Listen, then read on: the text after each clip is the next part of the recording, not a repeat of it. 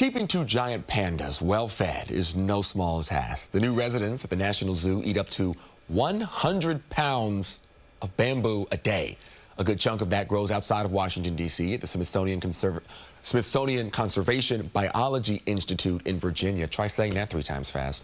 Photojournalist Parrish Smith takes us there for an up-close look at what it takes to feed those pandas. Pandas cannot survive without bamboo.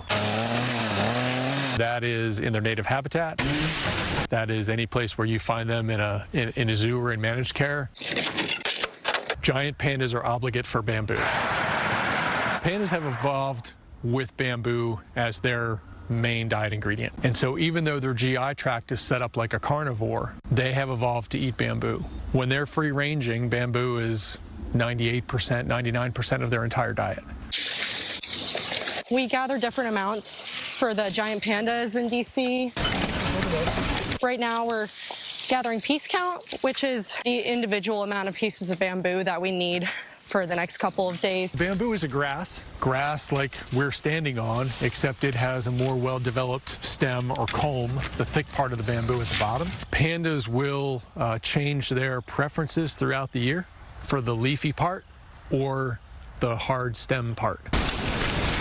When we go and cut for pandas, this is literally, we're making their food more or less, and we bring it back to them. When we trim down the pieces, it makes it more manageable for the animals that are at the zoo.